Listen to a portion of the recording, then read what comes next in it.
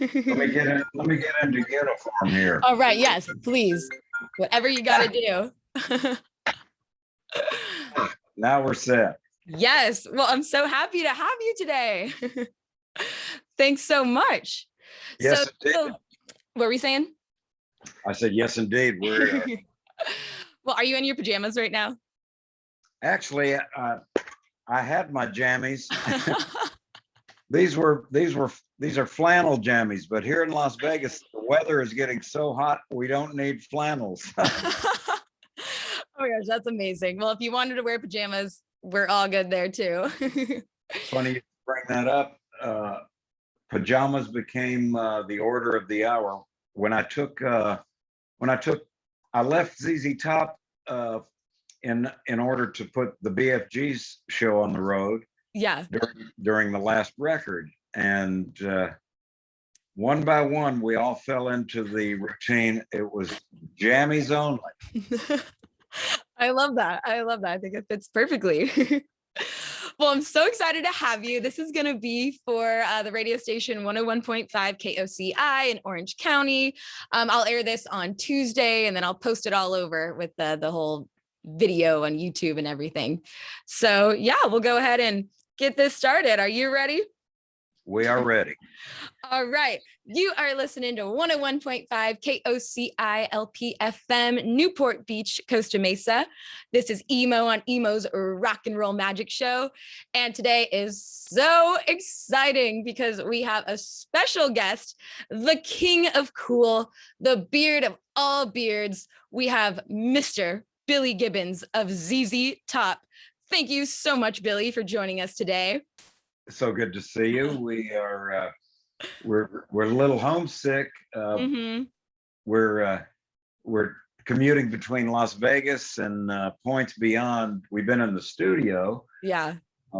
However, having said that, our little hot rod car, which now graces the cover of the new record called Hardware. Yes, got to talk about that. The wheels are going to be rolling right out of Orange County. I've got Mr. Jimmy Shine over at the Shine Speed Shop in Orange. He's literally in the shadows of Anaheim Stadium.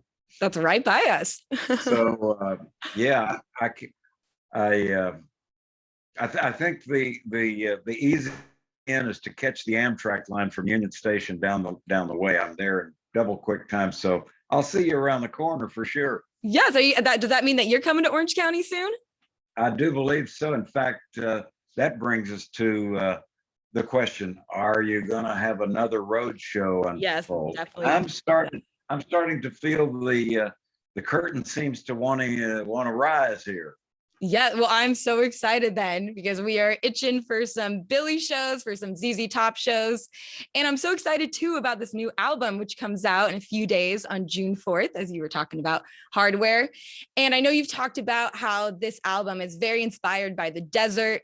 And from the few singles you've put out, I definitely hear that. And I don't even exactly know why, but I can feel that desert vibe within them. So how do you exactly mean that it was influenced by the desert, and how did you get it to sound that way? Well, it's inescapable. I know that you can pick up a book and read about it. You can even see photo essays. However, I think it's fair to say that there's something mysterious and magical when you step into the zone. There is an energy that can't be denied, and of course, we embraced it wholeheartedly when we showed up at the studio.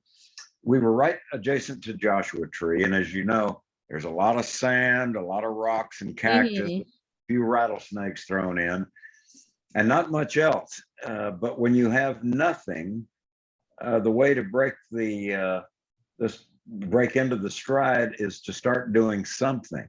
And of course, that weird, mysterious desert energy helps a lot. Yes, I definitely see that. And as I said, I hear it in the singles that you've released, which we're definitely going to be playing tonight. And were you planning on releasing this album before the pandemic, or was this kind of an idea that sparked from a lack of touring? The unexpected surprise actually was a quick phone call from Matt Sorum, our man with the big bad backbeat. Everybody knows Matt. They played with the Cult. He played Guns N' Roses, Velvet Revolver, and of course our main man from Alabama come to California, Mr. Austin Left Hand Hanks. The two of them called me up out of the clear blue, and they said, "Gee whiz, we've been sitting around." He said, "We're going to come scoop you up." And we found a studio out in near Joshua Tree. Well, inadvertently, I thought they were speaking of Rancho de la Luna, which is the famous outpost. I'd worked there with Josh and Queens of the Stone Age. And Matt said, "Well," he said, "yeah, you're getting warm. It's just across the street." What he didn't tell me, it was 20 miles across the street. But we took the opportunity to set up camp, and our daily routine allowed us this 20-mile journey back into what we called the last or the first vestige of civilization. We found a great Mexican restaurant. We met the young girl she was the owner, the cook, the bookkeeper. She was the everything. And she was delighted to have us come in to start the day off. And however, end of the process, we left the studio and we walked in. We tiptoed through the front door, and the place was on fire. Oh my gosh, what happened there? Fortunately, she came running around the corner. She was laughing, and she goes, "I'm going to have this under control in a second." She goes, "Don't worry, I'm not burning breakfast." So everything was okay. Nothing burnt down. Yeah. So we left having had some great Mexican food, and we had a song title, "She's on Fire," which appears on the record. Oh, that's amazing. I love getting that backstory. Oh, yeah. Every wrong thing that happens, at least it can lead to a song. So there's that. Yes. Well, when you start off the sessions with blank paper and a pen, the way out of doing nothing is to start doing something. Exactly. Which was our daily ritual. I love that. So you never know where it's going to go. Never know what song's going to pop up. Well, we can do a little bit of time traveling now. I want to go back to the 60s and talk about your time with the Moving Sidewalks, your psychedelic band, very inspired by 13th Floor Elevators. And at the same time, Frank Beard and Dusty Hill were with the American Blues, also very inspired by the 13th Floor Elevators. And what I think is so interesting and cool is that with the 13th Floor Elevators, they're sometimes considered the very first psychedelic rock band ever. And so I feel like a lot of people would kind of expect them to have been from San Francisco or LA, where more of that psychedelic scene was going on, at least from what is talked about. But they are also from Texas, along with all of you guys. And I think that's just amazing. So what was the psychedelic scene like during the 60s in Texas? Because I feel like that's not as talked about as the other cities. It was quite a challenge. And I think you're right on spot, pointing out that the fact that it was the 13th Floor Elevators actually re-embraced that term psychedelia. And it was a very fitting tag to put in association with what they were doing.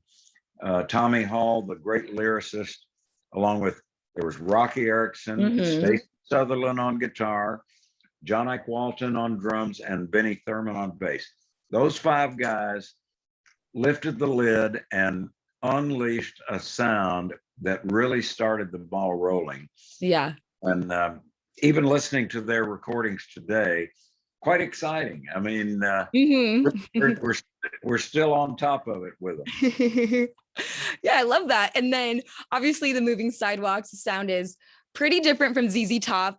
Although when I listen to it, I still kind of hear that ZZ Top blues deep within the music. So how did you transition from being a psychedelic band to forming ZZ Top with that classic Texas blues? As you point out, Texas was a very it was not the logical starting point for psychedelic sounds.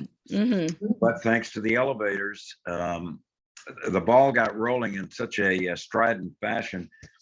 I had a little band, and we wound up taking lodging. We found a spot.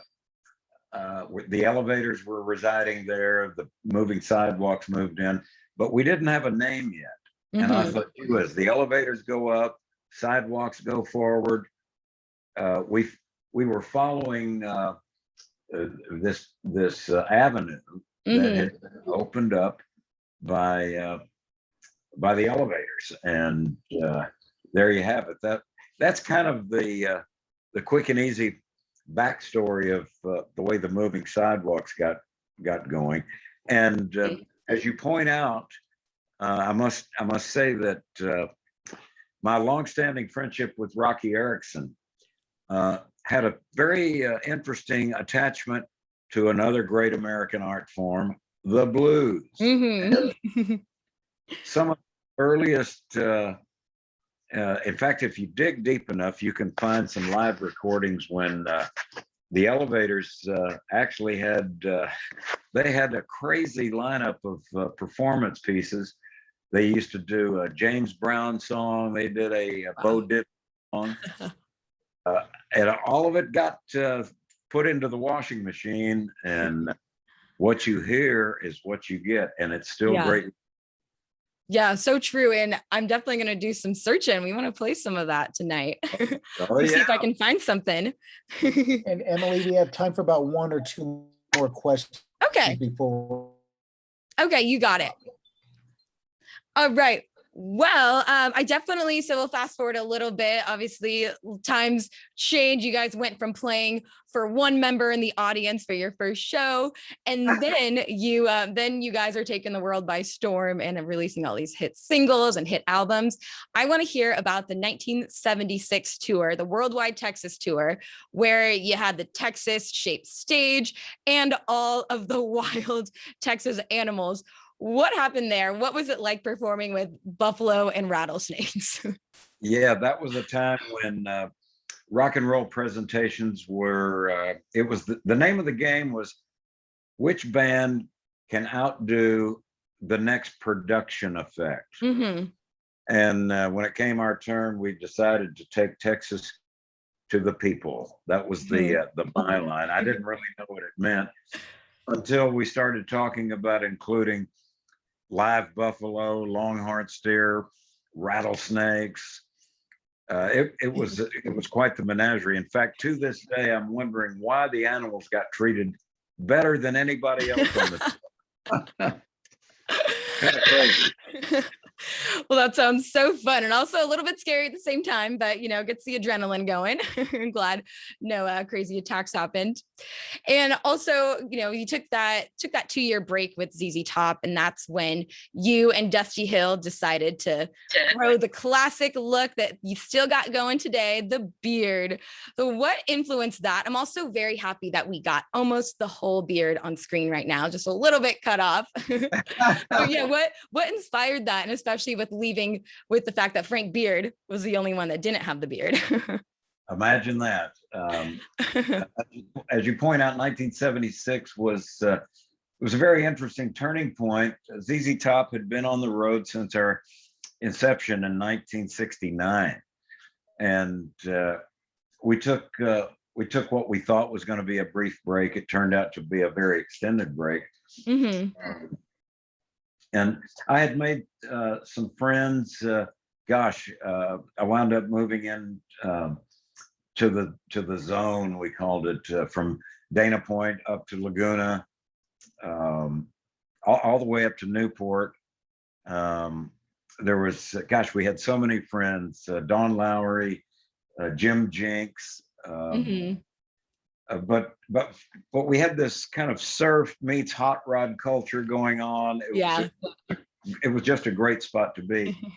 And in no small part, some of those elements have come back into what you hear on this new record, Hardware.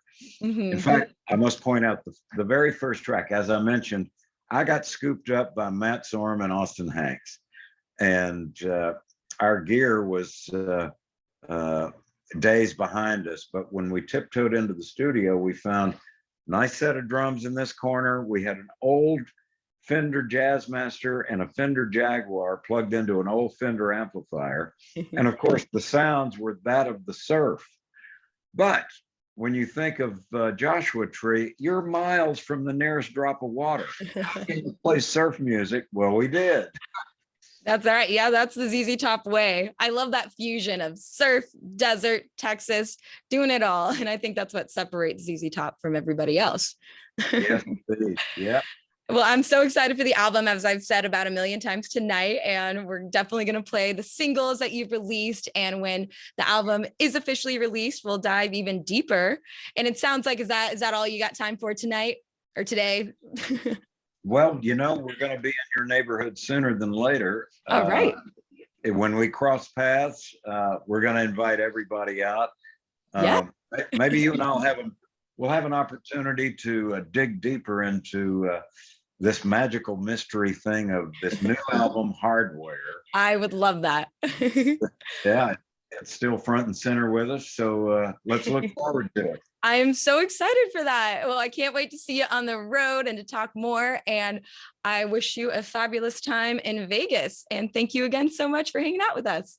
Indeed. We'll see you around the corner. Yes, thanks again.